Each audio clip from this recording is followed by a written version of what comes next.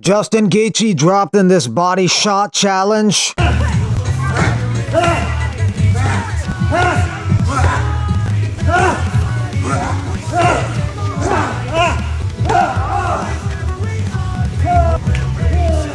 MMA fighting, we stand and unite. With every heartbeat, we're ready to ignite. Gaethje's ranked number 3 in the lightweight division. He might drop after that.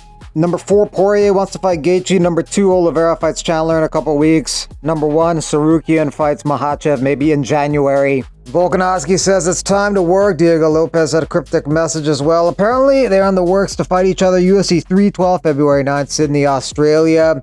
Volk wants it for an interim title, but it'd be a little weird creating an interim belt because Poirier defended it just a couple days ago. He's still hungover celebrating and they're creating an interim belt. Volkanovski may be motivated by potential increased earnings. While champs typically get pay-per-view points, challengers do not. An interim title fight, however, could grant Volkanovski pay-per-view points in the future if he fought Ilia Topuria. Volk would have home cage advantage. Stylistically, the match with Lopes is a fun fight though. Lopes is known for his powerful striking. Volk is also a skilled striker with KO ability as well. Some think Lopez's power could be a serious threat to Volkanovski, considering he has been knocked out in a couple times in recent outings.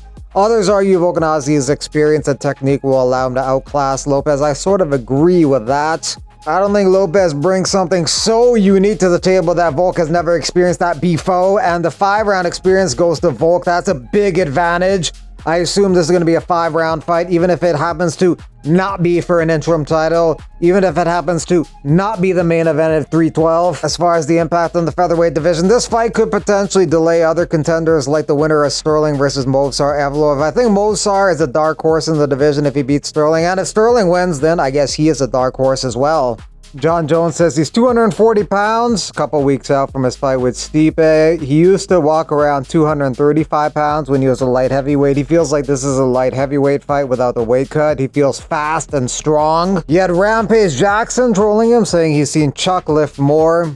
Someone else says probably on the roids, and Jones says you probably don't work out at all.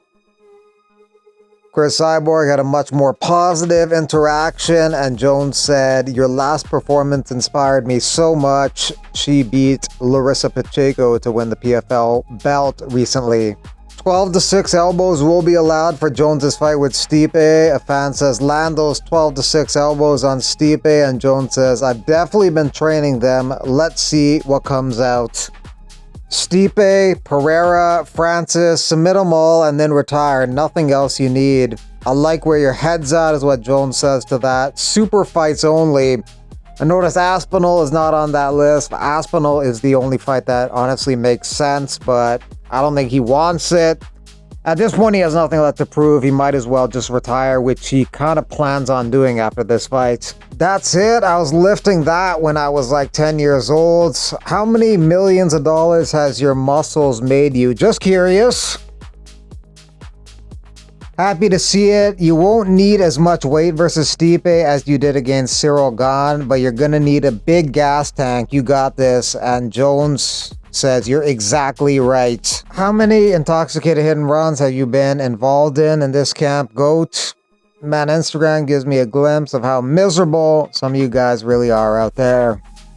But he didn't answer the question. To get his 2 misdemeanor charges cleared, one of the things he has to do is not break the law in the next 90 days. Said Nurmagomedov is out, so Daniel Marcos now takes on Adrian Yanez at UFC Tampa on December 14th. I was hoping Yanez would take on Peyton Talbot next, but he's having a hard time getting an opponent. Victim of his own success, I guess. He's been knocking out people fast, and people don't want to fight him.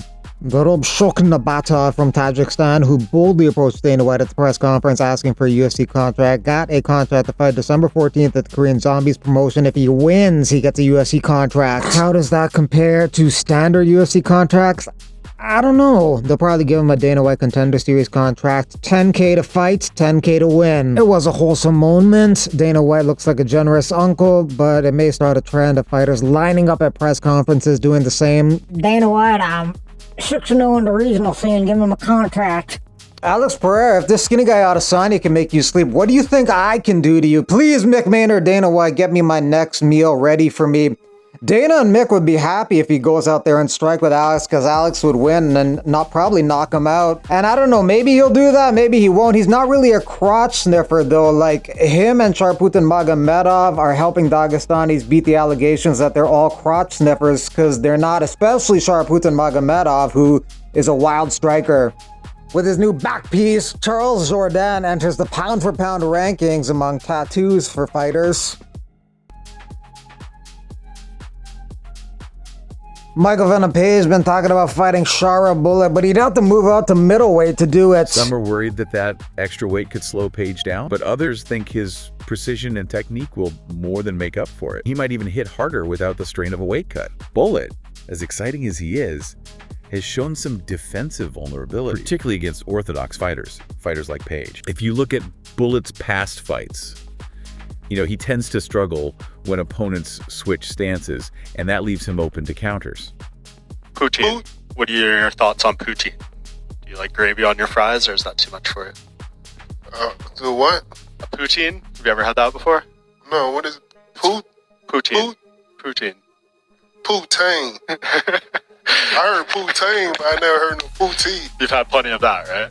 Yeah. Shit, I still got back taste in my mouth now. I ain't seen my wife in 2 weeks. It's fries with cheese and gravy on it. No. Not your thing? And what's up with they liking tea with milk? I wanted to add a bit more context to what happened the other day. I posted a picture of me passed out in a bathroom and then a video being carried back to the hotel, and everyone was like, oh, that's just hilarious. That must be something he does regularly. Whether that's true or not, what actually happened to me was I was given the devil's breath scopolamine, which is made out of some fucking random tree out here in Colombia.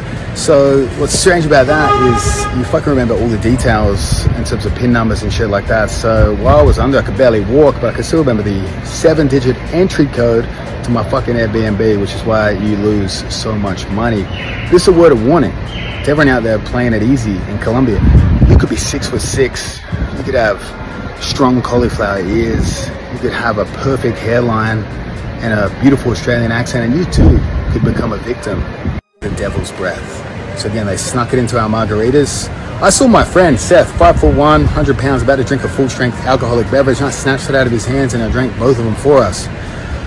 Little did I know, I'd be taking both hits of scopolamine. So that fucked me up for a while. I've still had a fair bit of memory loss. Brain has obviously not been optimal for years, but it's suboptimal now. So be careful out here in Medellin.